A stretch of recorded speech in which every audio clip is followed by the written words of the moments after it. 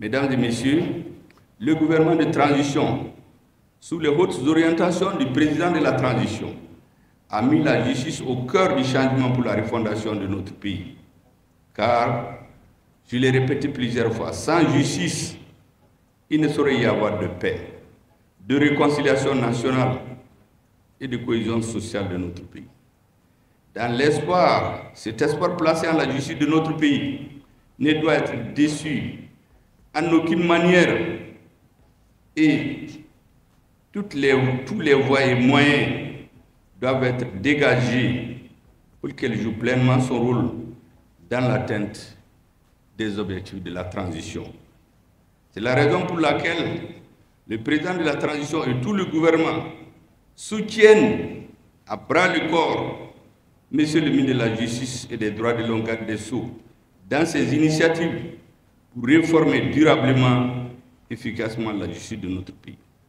Pour ceux qui ne font pas beaucoup attention, vous regardez même dans l'architecture du gouvernement. Vous avez le Premier ministre, première priorité des Maliens, la défense, ministre de la Défense.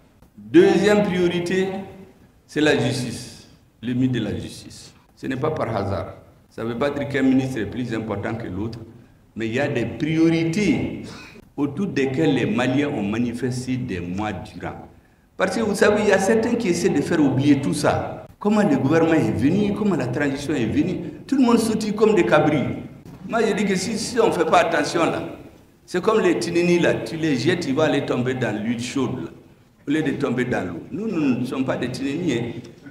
Dans ce gouvernement là, tous ceux qui sautillent comme des cabris là, tout un tinini sera en fait. En effet, dans toutes mes interventions, je rappelle le rôle éminemment crucial de nos forces armées de sécurité, de nos vaillants femmes qui, nuit et jour, sous le soleil ardent ou sous le froid glacial, sans repos, loin de leur famille, se battent au prix de leur vie pour que nous puissions nous réunir, par exemple cet après-midi. Il y a des coins du Mali où les gens ne peuvent pas se réunir. Mais il y a des militaires là-bas qui sont en train de se battre et mourir. Il s'est trouvé des ignares en politique qui sont dans les manifestations, donc ils se prennent pour des grands politiques, qui disent qu'il faut même nier les pertes du Mali. Et nous ne sommes pas dans la propagande. Quand on fait la guerre, c'est comme un enfant qui veut apprendre à marcher. Il tombe, il se lève. C'est comme un homme. Vous tombez malade, vous vous levez, jusqu'à ce que vous grandissez. C'est pour cela que j'ai toujours dit à nos militaires, on peut perdre, et on va même perdre des batailles. C'est les règles de la guerre. Mais nous allons gagner la guerre. Parce que notre guerre est juste. Il y a des gens qui sont allés dans les réseaux. Mais pourquoi le Premier ministre dit qu'on a perdu? On a perdu des batailles, mais on va gagner la guerre. Je voudrais qu'ils entendent très bien. Je ne sais pas où ils sont. Peut-être qu'ils sont dans des manifestations. Parce qu'il y a certains qui croient que pour être un homme politique là, il faut savoir parler fort dans les meetings ou mentir dans les médias.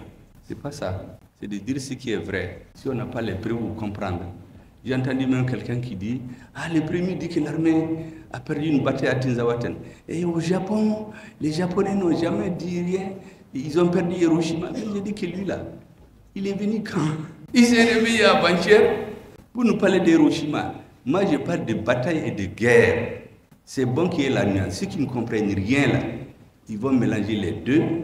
Et puis ils vont sur les plateaux, ils vont sur les réseaux. Le premier ne doit pas dire ça. Mais qu'est-ce que les chefs d'état-major général de l'armée a dit? Le porte-parole des femmes, il a dit qu'à Tinzawaten, on a perdu une bataille, il y a eu des vents de sable, on est tombé dans une embuscade. Mais qu'est-ce que le premier ministre a dit de plus? Mais vous trouvez des ignorants en politique qui sont là, ils sautillent, ils réunissent les gens, ils distribuent de l'argent. Pourquoi le premier ministre a dit qu'on a perdu? Mais c'est dans une guerre, quand on ne perd pas, on ne peut pas gagner. Tous ceux qui ont gagné les guerres, dans l'histoire de l'humanité, ils ont commencé par les perdre. C'est la détermination de leur peuple, la lucidité de leurs dirigeants et la force du peuple qui plie mèneront jamais. C'est comme ça qu'ils ont gagné. C'est comme ça que le fascisme a été battu par les Russes, par les Allemands, par les Anglais, par même les Français qui sont venus nous dire qu'on envoyait les Noirs avant. On les a appelés à la table de négociation pour être dans la cour des grands, mais en réalité, ils étaient des immigrés. La capitale de la France libre, ce n'était pas Paris, c'était Brazzaville. J'ai entendu l'autre jour les soldats qu'on a assassinés à Tcharoui. On a choisi quelques-uns, Koumour pour la France. Mais qu'est-ce que ça veut dire? On leur a dit qu'ils viennent se battre et ils auront leur liberté après. Et puis ce que beaucoup ne savent pas, ce qu'on appelle les tirailleurs sénégalais là. Mais c'est les Africains de toutes les nationalités. Les plus engagés, les plus nombreux, c'est ceux qui venaient du Soudan, Haute-Volta, Niger, Mali. Au point que dans ce milieu, la langue de communication, c'était le Doula, c'était le Bamana. Mais beaucoup oublient ça. Ceux qui oublient ou ceux qui ne le savent pas, il faut leur rappeler. Des gens sont allés assassiner des dizaines d'Africains à Tcharoui. 80 ans après, leurs petits-enfants viennent nous dire qu'ils ont choisi 3 d'entre eux qui sont morts pour la France. Comme si ça rend plus digne que mourir pour son pays. Nous n'avons pas ce complexe-là. Les gens qui ont ça là dans la tête ou dans leurs habits, ils ne sont pas au Mali. En tout cas, ce n'est pas les acteurs dirigeants du Mali. C'est ce qui m'a fait dire à un haut responsable de l'Hexagone qu'Assimi Goïta n'a pas besoin de leur visa. Il quitte Kati, il est dans son bureau. Donc, il n'a pas de compte chez eux. Donc, il peut couper les visas, il peut fermer les comptes. Le leader du Mali n'est pas concerné. Pendant que les autres bourraient les comptes chez eux là-bas, Assimi Goïta et ses compagnons étaient au front. Ils ont fait plus de la moitié de leur vie. Quand je dis Assimi Goïta, il s'agit de tous les militaires, de ses compagnons-là. Ce qu'on appelle les 5 colonels. Mais ils ont fait plus de la moitié de leur vie au front. Pendant que certains bourraient les comptes en Occident, ou construisaient des maisons, parce qu'il y a des pays voisins là, quand vous partez là-bas, moi je connais des quartiers entiers, c'est l'argent qui vient du Mali. Les gens ils bourrent les valises, ils sortent avec l'argent, les militaires mouraient, l'argent des hélicoptères, des avions, et ainsi de suite. Et certains, vous voyez, depuis que ces piailleurs-là, les soutiens de la transition ont commencé à avoir le pignon sur lui à Bamako, les escrocs ont commencé à repris du service. Récemment, on a pris à l'aéroport quelqu'un qui avait 600 millions d'euros dans une valise. Il veut sortir avec. Ça, c'était les pratiques qu'il y avait avant. Il y a quelqu'un qui a mis 500 millions de francs CFA. Il est allé au Sénégal, on les a attrapés là-bas. Ils sont en prison maintenant. Donc, il y a une certaine situation qu'on a combattue, on va continuer à la combattre. Mais vous entendez, après, on a théorie du Mogoma, vraiment,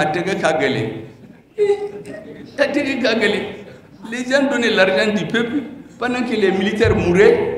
Quelqu'un qui vient, qu'on peut dépanner avec 100 000 francs, on lui donne 10 millions.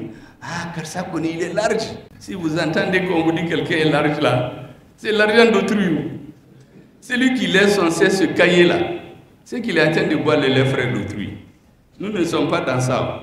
Et mesdames et messieurs, c'est pour cela que j'ai toujours dit, je vous demande, et par-delà à tous les Maliens et Maliennes, de vous joindre à moi pour prier pour les autorités de la transition et saluer la bravoure de nos forces de défense et de sécurité qui nous ont restitué, on ne cessera jamais de le dire, notre souveraineté, notre dignité.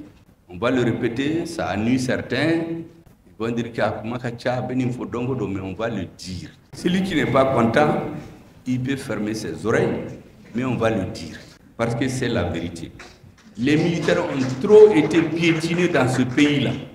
Tous les complots que des gens ont fait contre des militaires, moi je les connais tous. Après la transition de 2013, le chef de l'État, le ministre de la Défense, le chef d'état-major des armées et d'autres militaires, on les a tous mis en prison en complicité avec des politiques étrangères pour les démoraliser notre armée, et faire en sorte que les Maliens ne croient plus à leur armée et qu'on mette notre sécurité dans les mains d'étrangers. Certains ont perdu 7 ans dans leur vie pour rien. Des femmes, des enfants ont été meurtris. On a gardé leurs maris en prison pendant 7 ans.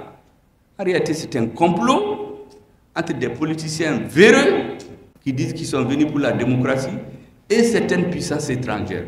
L'objectif, c'était de démanteler moralement, dans l'esprit des Maliens, le fait même que des militaires braves d'un pays peuvent prendre en charge. Donc il faut les décapiter. Il faut humilier les chefs. Et il y a des généraux qui sont dans les médias. Moi, j'ai les interviews que j'ai découpées. Regardez. Ah, au Mali, il n'y a pas de militaires. Quand ils vont dans l'armée, c'est pour être des milliardaires. D'ailleurs, ils détournent tout. Et c'est ce qu'on met tous les jours. Si en plus de temps, on vient arrêter toute la hiérarchie, c'est une façon de convaincre les gens. Celui qui se lève tous les matins, il écoute tout ça. Il va croire que notre pays n'a pas d'armée. Moi, je suis toutes ces choses-là. Donc, tous les petits joueurs politiciens là, de la dernière minute, de la 25e heure, de la 5e colonne qui s'agite dans les médias actuellement, dans les meetings là, nous avons l'œil sur eux, qui se le tiennent pour dire. Je préfère que tout le monde entende et qui préfèrent aller dans leur champ, aller se cacher jusqu'à la nouvelle étape du développement du Mali. Mais ils ne vont pas nous tromper.